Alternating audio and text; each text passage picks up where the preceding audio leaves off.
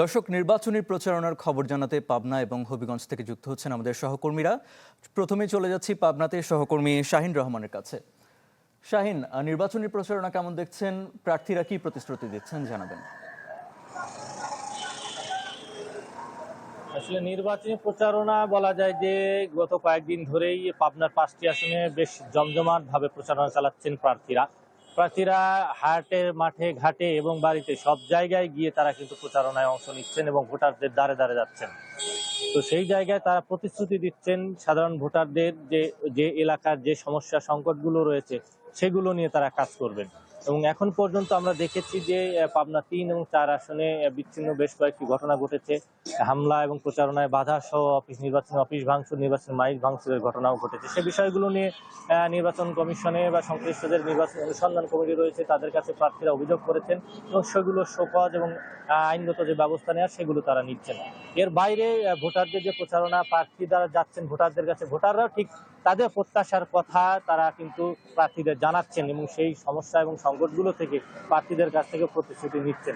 এখন পর্যন্ত পাবনার 5টি আসনে যে নির্বাচনী পরিবেশ রয়েছে এখন পর্যন্ত একটু স্বাভাবিক রয়েছে। আমরা যদি একটু দেখাই যে আমি যে এলাকাতে রয়েছি পাবনা 3 আসনে এলাকাতে, এখানেও আমরা দেখেছি যে পাবনা 3 আসনে গতকাল থেকে এই আসনটি ঘুরে দেখেছি যে যারা বিএনপি এবং জামায়াত এবং স্বতন্ত্র প্রার্থীও রয়েছেন এই আসনে একটি নির্বাচনী জমজমাট প্রচারণা চলছেন এবং প্রার্থীদের মধ্যে একটি তীব্র প্রতিদ্বন্দ্বিতার আভাস আমরা পেয়েছি ভোটারদের এবং সাধারণ মানুষের সাথে কথা বলে।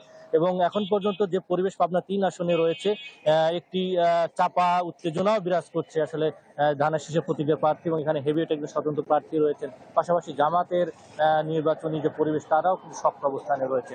তো সব মিলিয়ে বলা যায় যে পাবনার 5টি আসনে ঘিরে আসলে প্রার্থীদের প্রচারণা বেশ জমজমাট এবং এখন পর্যন্ত আসলে বড় ধরনের কোনো নাশকতার ঘটনা ঘটেনি। এবং নির্বাচনী মাঠে আমরা দেখেছি আইন শৃঙ্খলা বাহিনী এবং নির্বাহী ম্যাজিস্ট্রেট যারা রয়েছেন নির্বাচন অনুসন্ধান কমিটি তারা কিন্তু কাজ করছেন। ধন্যবাদ শাহিন। দর্শক, রাসেল চৌধুরী আছেন হবিগঞ্জে, আমরা জানবো তার কাছ থেকে সবশেষ পরিস্থিতি। রাসেল, নির্বাচনী প্রচারণা কেমন দেখছেন এবং প্রার্থীরা কি প্রতিশ্রুতি দিচ্ছেন জানাবেন।